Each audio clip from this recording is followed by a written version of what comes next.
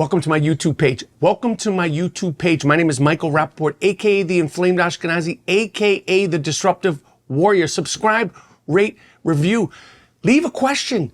Ask a question. Leave a comment. Good, bad, or indifferent. You like me? Leave a comment. You can't stand me? Leave a comment. You agree? Don't agree? Leave a comment. I respond. I engage. Leave a comment. Somebody told me the other day I should get a plant on the set. Let me know what kind of plant. Anyway, thank you for watching. Subscribe, rate, review, and turn on your alerts. I got some treats lined up for you. Boom! Have no fear, the I Am Rapaport Stereo Podcast is here. Biggity boom! Have no fear, the I Am Rapaport Stereo Podcast is here. The Super Bowl is set. Patrick, my homeboy. Patrick, he's not just my homeboy, he's the world's homeboy. And the Kansas City Chiefs are going back to the Super Bowl in New Orleans versus the Philadelphia Eagles. I talk about that. I make predictions. Do we love Kansas City? Are we sick of Kansas City? Plus, the Empire State Building. Why are you lighting up in Philadelphia Eagle colors? And I watched Amelia Perez and so much more on a hard-hitting, fully disruptive, brand new banging I Am Rapaport Stereo Podcast coming up right now. Miles Jordan, a.k.a. the Bleach Brothers, a.k.a. the Dust Brothers. Start this puppy up with something real nice. Stiggity, start this puppy up with something real loud. But most importantly, start this banging, fully disruptive, museum quality I Am Rapaport Stereo Podcast off with something real funky. It's the I Am Rapaport Stereo Podcast. Liggity, let's go. I Am Rapaport Podcast. Boom! Have no fear, the I Am Rapaport Stereo Podcast is here. Biggity boom. Have no fear, the I Am Rapaport Stereo Podcast is in the place to be. It is a Super Bowl, a super duper I Am Rapaport Stereo Podcast. Welcome to the Iron Dome of Disruption. Welcome to the Ziggity Zone of Disruption. My name is Michael Rapaport, a.k.a. the Inflamed Ashkenazi, a.k.a. the Sultan of Sniff, a.k.a. the Gringo Mandingo, a.k.a. the Disruptive Warrior, a.k.a. the Raging Bullshitter. And you are now rocking with the very, very best. The I Am Rapaport Stereo Podcast is in the place to be.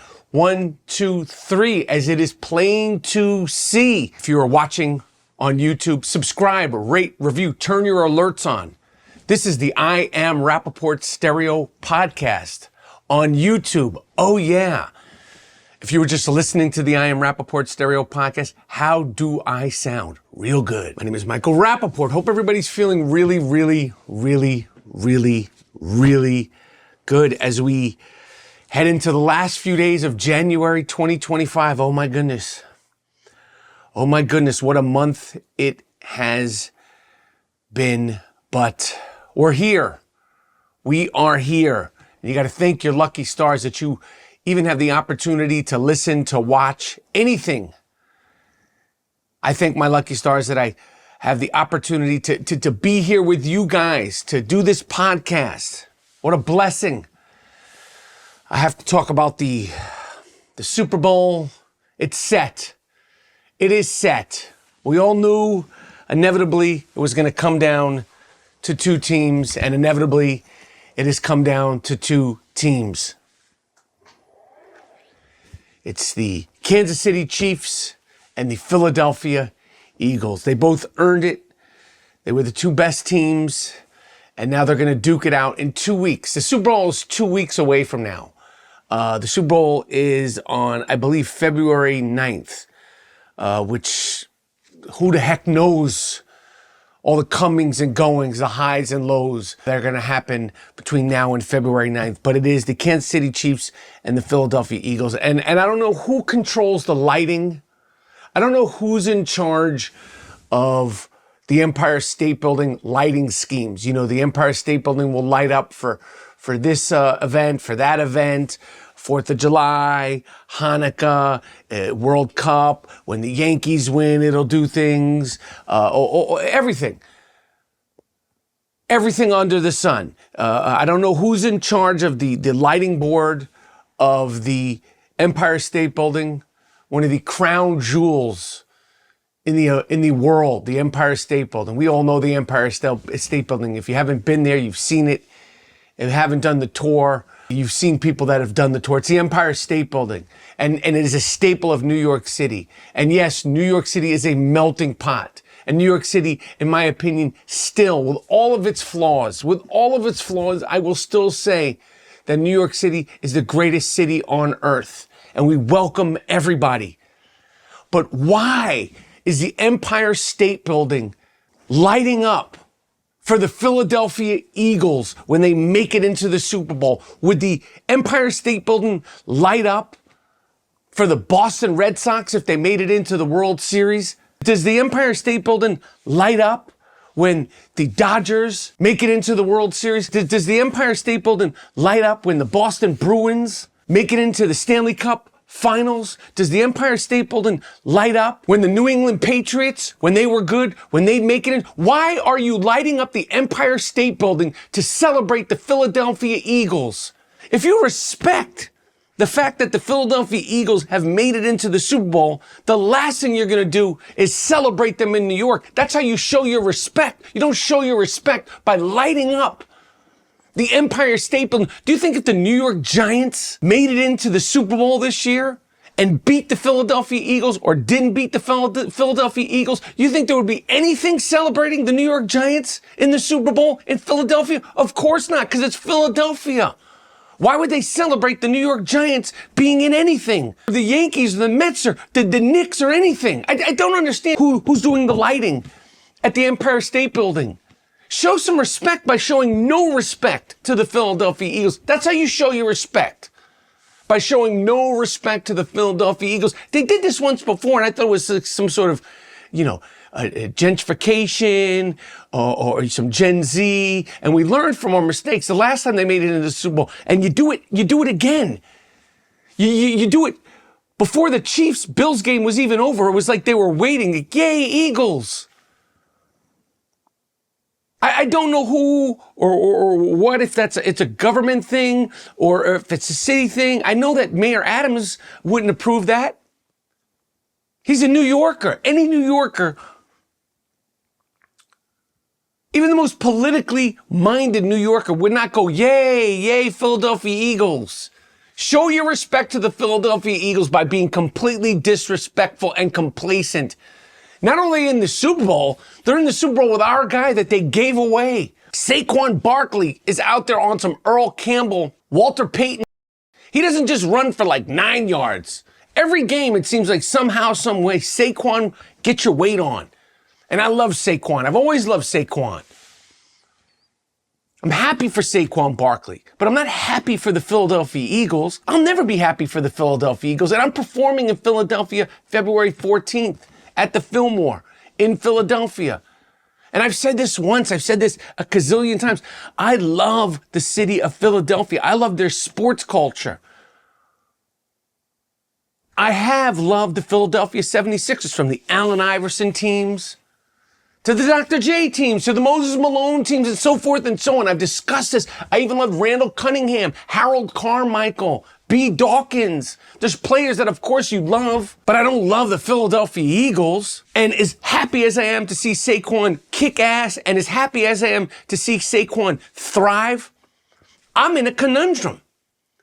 I am in a conundrum because I have mixed feelings about the Kansas City Chiefs. They are the entire envy of the NFL and beyond this year. Have we seen too much? Is it getting boring? That's not a boring team to watch. It would be hard to sit there and watch a boring team with a boring quarterback that doesn't throw the ball, that doesn't do exotic, weird, one-of-a-kind offensive schemes. But they don't do that. You never know what the f they're going to throw, when they're going to throw it. You never know how they're going to blitz. You never know what they're going to do when they're in the red zone. They pull player at a player at a player at a player. P. Ryan, who used to be on my fantasy football team, I didn't even know he's in the NFL.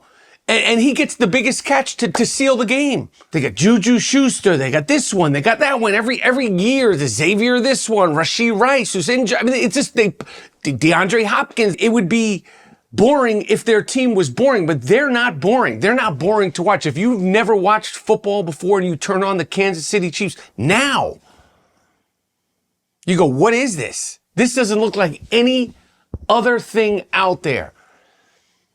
They're fun to watch. Their quarterback has great hair. Their quarterback sounds like Kermit the Frog and has great hair and is just that dude. Players, entire fan bases, the front office of all other teams in the league want to be the Kansas City Chiefs. It's easy to say they get helped out by the referees because they do. They do get helped out by the referees. And yes, we all want to say we want to see somebody else win, but who? I was rooting for Jumbo Josh. I was rooting for Jumbo Josh and the Buffalo Bills, but just like heartbroken Jumbo Josh Allen said, in order to be the best, you got to beat the best. And they have beaten Josh Allen 4 times.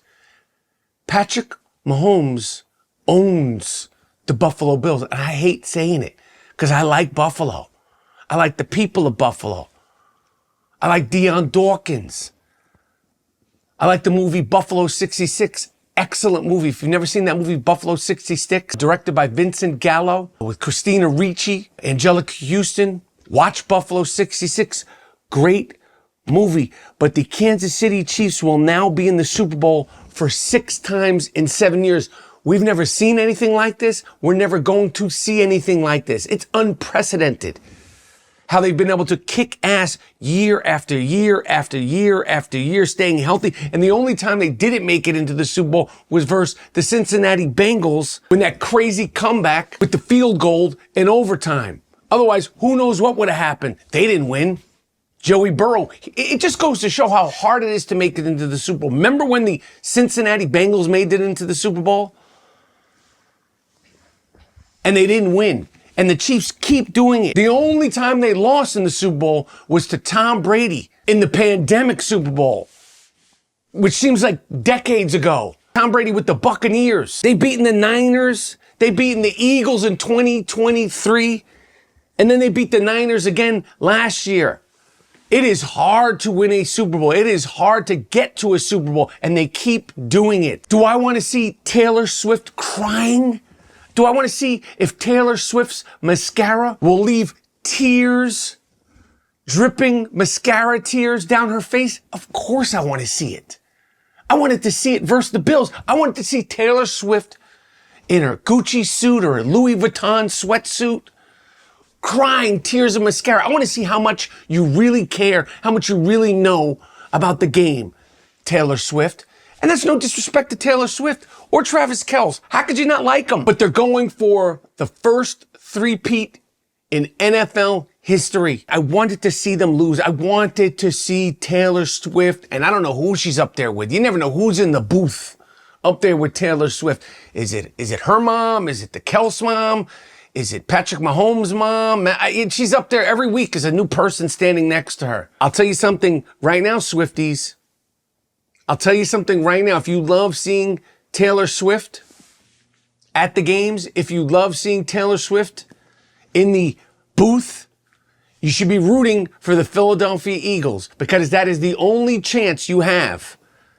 That is the only chance you have for Travis Kelce to definitely come back. If they lose, I can't see Travis Kelce ending it with them losing. Or maybe he just might be done. He might be finito, like, yo, I've done this. I'm that dude. Got his new haircut. I was in the supermarket the other day. I'm looking at him and his brother. They got a cereal. Heard it's good. It's like a mix between Captain Crunch and Frosted Flakes. Those 2 baboons used to eat when they were kids. Giant baboons, the Kelce brothers. Charming, nice, likable. You can't not like the Kelce brothers. Just like you can't not like Rob Gronkowski and the Gronkowski brothers. I want to check the parents, the father of the Gronkowski brothers and the Kelce brothers. I want to check the father's sperm. It should be in a bottle. Shake that bottle up and be like, yo, what kind of sperm you got to make these kinds of goons? 2 NFL players. Gronkowski's, of course, Rob was the one who was the star, but they have goon after goon after goon. I want that sperm in a little test tube, and I want to check it. But the Chiefs exude greatness. Patrick Mahomes exudes greatness. When they need something to happen, he's like Michael Jordan. He's at that point where you're like, yo, this motherfucker is going to do something and make it happen. The fumblerooski, if he needs to run it in, if he needs to take a hit, if he needs to give a hit, he gets it done. He's that guy. So I don't know how that's boring.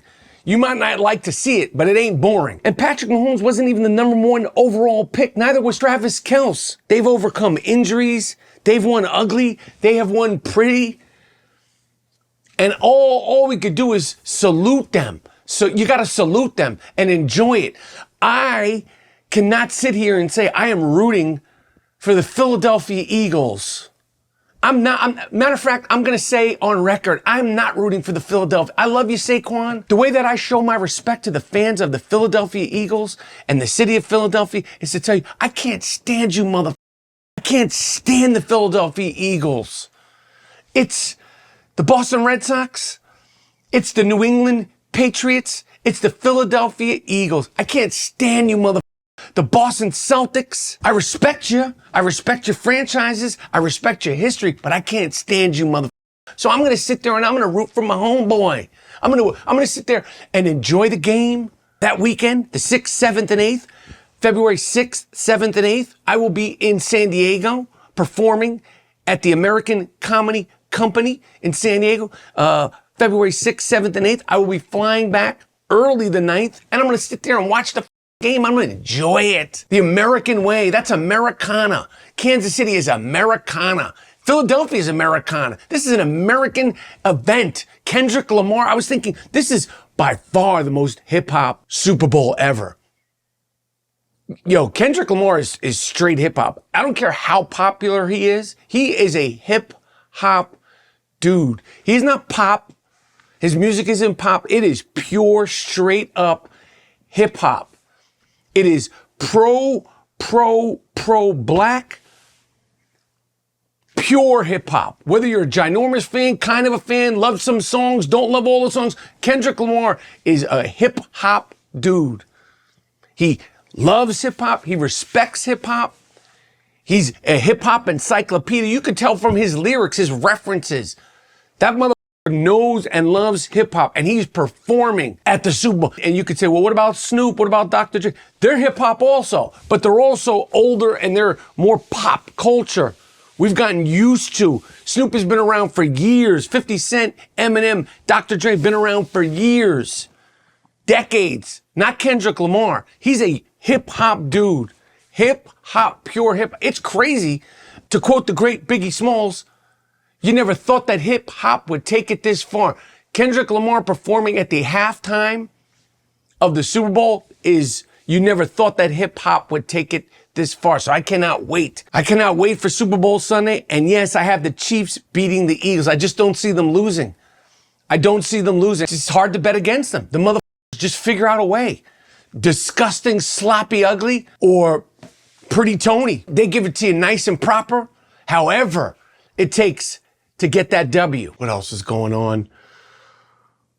Over the weekend, four female hostages were released and made it out alive after 479 days. These are some of the girls that were IDF lookout and that were taken. The images have been shared all over the world. 4 girls made it out, paraded around. I don't know if you saw the footage. I want to make sure that the dumb from Hamas, the animals, the terror propaganda sickos, if you think anybody buys these propaganda videos, these contrived propaganda videos with these girls that were held hostage, and so many of these pro-terror people be like, well, they looked good. They looked like they were taken care of. Why are they smiling? They must have been taken care of. You animals, number one, why were they taken in the first place? Number two, we saw what was happening the day they were stolen. They were beaten up, bloodied. You think that anybody thinks you give them a bath and you pump them up with drugs and you put some makeup on their face, that we think that they were well taken care of? You idiots, you dum-dums. And then they parade them out there, these goons, these gorillas, these savages, these subhuman apes in their pristine terror outfits with their head wraps on are standing there, and you got some lady throwing glitter. Their cameras that they use for these Hamas propaganda videos are better than the camera that you're looking at me on right now. You think that we're dumb? Even the sickest pro-Palestinian idiot must, I hope you think that you know that that ain't real. Why were they taken in the first place? You're throwing glitter, you're celebrating, you're making them sign things in front of the Red Cross. The American Red Cross, the International Red Cross is an embarrassment. The International Red Cross, shame on you. You haven't treated one of these hostages. They have cameramen with better cameras than what you're watching me on right now. They got that shit in 4K long lenses. They got the lenses that like you shoot sports on, like nature, like you could from thousands of feet away.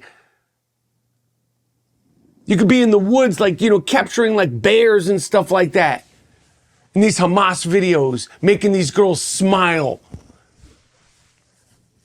They should be happy to get the out of there, the worst thing that has ever happened to them. If they look happy, it's because they're getting out of there and they know they're finally getting out of there. But we know that that's not the case. We know, we can tell they're pumped up on drugs.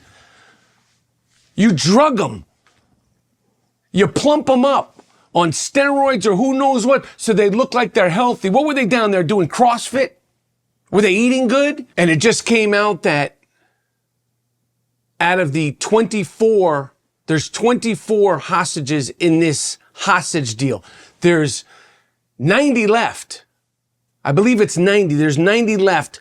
But this ridiculous, insane, crazy hostage deal, there's 18 out of the 26, 18 out of the 26 are alive, and 8 of them are dead. They're going to return hostages that are not alive, which is insane to me. They're going to return hostages that were either killed in captivity, killed on October 7th, or who knows what. But 18 are alive, 8 are not. And this is just going to continue with these events and these parades with Glitter Lady. And it's dragged out and it's drawn out, and they do it on Shabbat. The new thing that I get asked is about the Elon Musk thing. First of all, I've said a bunch of things about the Elon Musk Phantom N-word salute. And when I say N-word, I don't mean the original N-word. I mean the other N-word, because you can't say, you get, deplatformed. Make sure you subscribe, rate, and review. If you're listening to this podcast, make sure you subscribe, rate, and review. Turn on all alerts if you're watching this podcast. If you're listening to this I Am Rapaport Stereo podcast, make sure you're aware that you can now watch the I Am Rapaport Stereo podcast on my YouTube channel. But this entire Elon Musk thing, you're so upset. So many people are continuing to post about Elon Musk and this phantom N-word salute. If you are so upset about Elon Musk and you think that he's actually an N-word, that means you are concerned with Jews. And that's great. That means you are concerned for Jews. That means you care about the sovereignty of Israel, which is the one and only Jewish state that exists. That means that you support the right to Israel to exist. That means you don't support anti-Jewishness, anti-Semitism, anti-Zionist behavior that's going on all over the world. And that's fantastic. So if you're so offended by Elon Musk, you must care about Jews. But I don't see any of the people that are articulating how much they are upset about Elon Musk, concerned about Elon Musk being a, you're concerned about Elon Musk being a, but you say nothing. You have said nothing for 480 days about the attack in Israel. You've said nothing about the violence on October 7th. You said nothing about the hostages being taken. You said nothing about the documented sexual assaults on October 7th. You said nothing about the fact that Israel is under attack since October 7th up until last week on 7 fronts, every single day since October 7th. You said nothing about that. So I'm going to give you another opportunity. If you are so offended and concerned, because you're concerned, like, oh my God, one of the most powerful people in the world, he's a... So if you're so concerned about that, I'm going to give you one more chance right now to say, free every single hostage today. Leave Israel the f*** alone, starting today. Israel has the right to exist, period. And the Khamenei, the leader of the Iran regime, is an old, fat, say he's an old, fat that looks like a lonely lesbian, and he wears diapers 24/7 because he himself. If you're so concerned about Elon Musk, I want you to say that right now. I want you to say that Yahya Sinwar sucked big fat elephant. I want you to say that the leaders of all terrorist groups suck big fat elephant, and the Khamenei wears a diaper. It is an old bag. Say it right now. Leave it in the comments right now. You won't do it. You don't give a fuck about Elon Musk. You don't give a fuck about... You don't give a fuck about Jews. You don't give a fuck. It has something to do with something else, and I don't care about any of that. You know who does love N-words? You know who idolizes Adolf? Hamas. Hundreds of books that they find in civilian homes in Lebanon and in Gaza. You know what book they find? Mein Kampf. Mein Kampf. The manifesto written by Adolf. Why the would you be reading that in 2025? Why the would that be in house after civilian house after innocent civilian house in Gaza? Those are the people that love. Those are the people that idolize. They've always idolized. They met with Adolf back in the Dizzy. The leader back in the Dizzy met with Adolf. It's documented. They love it. Don't worry about Elon Musk. But if you are worried about Elon Musk, I will give you one more chance to say right now, Hamas sucks big elephant, and the leaders, all leaders of the Iran terror regime also suck big elephant, and Khamenei is an old bag of bones that himself. Say it right now. What else is going on? I watched Amelia Perez, which is up for a bunch of Oscars. Amelia Perez, which came out on Netflix. You could watch it on Netflix. And I had heard a lot about it, and it has been presented in a way that I don't think helps sell the movie. I really, really, really liked Amelia Perez. The director is, I don't know what he's done before. The other films that he did, I've never heard of. I didn't see them. They might be great. But this is a visionary director, and I never get excited. I still have not watched Wicked. I cannot watch Wicked. My wife still hasn't gotten through Wicked. I know that's, we're in the minority. We are in the minority. I was very resistant to Hamilton, and I turned. Remember what I said about Hamilton? I said Hamilton was this, that, and the third. Then I saw it, and I said I was wrong. I like saying I'm wrong. I'm wrong all the time. I'm used to saying I'm wrong. When you're a fuck up like myself, you apologize. I was wrong about Hamilton. I have been wrong about a lot of things. I like admitting when I'm wrong. Of course, I like admitting when I'm right. I like to rub it in your face when I'm right. Oh yeah. I like to stuff it in your face when I'm right. And I'm right most of the time, but I'm wrong a lot. And when I'm wrong, I'm wrong. And I love to say, I was wrong. Or I thought this before, but now I think that. That's called being a grown-up, a man. I'm a man's man. I got hair on my chest, and I'm one tough cookie. The great Big Daddy Kane said, got no hair on my chest, but I'm one tough cookie. I say, I have hair on my chest, and I'm one tough cookie. When I'm chest naked, I'm like Tom Selleck, Burt Reynolds, Teddy Pendergrass. Teddy Pendergrass, he'd be chest naked, nappy chest hair. That's me. Anyway, Amelia Perez on Netflix, very good movie. And like I said, it's not a musical. It's not like they're like boom, boom, boom. The musical numbers come in and out. It's shot beautifully. Zoe Saldana is excellent.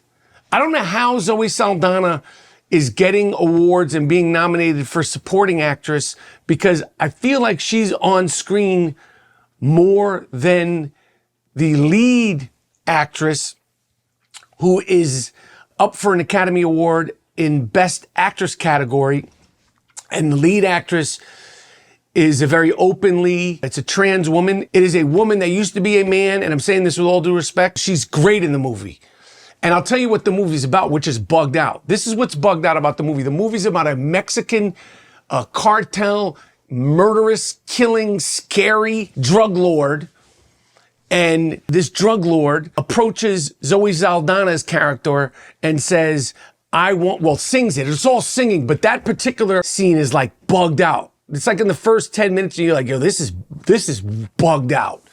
And it's good. I mean, bugged out in the best way. It's a good scene. When the actress who's playing Amelia Perez is playing the drug lord as a guy, it's good. It's like this crazy looking Benicio del Toro, but it's bugged out, and he's singing it, but it's like rapping. It's really, really good. The drug lord transforms, gets a surgery to become a woman, and you know who's excellent in it? My former Only Murders in the Building co-star, Selena Gomez, is awesome. Selena Gomez is dope, and she speaks Spanish most of the time, and she kills it. I'm surprised Selena Gomez also didn't get nominated. She's excellent. Selena Gomez kicked ass. Zoe Saldana kicked ass. The lead actress kicks ass. The cinematography is dope. The musical numbers are dope. And I am not a musical person, but I really liked Amelia Perez, and it's getting a lot of flack because people are saying that this actress who was born a man in real life, who has become a woman, transitioned to a woman, should that person be allowed to be nominated as an actress, and all that controversy, and is this a woke left film, and is it getting its accolades because it's woke left? I'll tell you one thing, the character that the lead actress plays, the LGBTQ woman, is not a good character. It is not a good person. So as far as, showing, the film is dark. And as far as showing, an LGBTQ character on screen, this is not a good representation of the character. The character is flawed. The character is bad. And I think as far as showing characters, in a truthful, honest way, this is good for the LGBTQ community, because every LGBTQ character in every film shouldn't be this unicorn, great, evolved person, because the lead character, Amelia Perez, in this film is a piece of really, at the end of the day, he's a piece of she's a piece of starts as a he. She's a piece of character, but very well played by the actress. And like I said, Zoe Saldana kicks ass, and Selena Gomez is awesome. She's speaking Spanish most of the time, and she's singing and dancing, and they're all good. And I give 2 thumbs up. I give 2 thumbs up to Amelia Perez, which, like I said, is not the kind of film that I would watch simply because it's a musical. Anyway, I'm done. Came, saw Disrupted. Came, saw Disrupted. I am Rapaport Stereo Podcast. Make sure you tell a friend to tell a friend about the world's most disruptive podcast, Miles Jordan, a.k.a. the Bleach Brothers, a.k.a. the Dust Brothers. Take me at it with something real nice. Take me at it with something real loud, but most importantly, end this puppy with something real funky. It's the I Am Rapaport Stereo Podcast. I'm out. Take me at it with something real nice. Take me at it with something real loud, but most importantly, end this puppy with something real.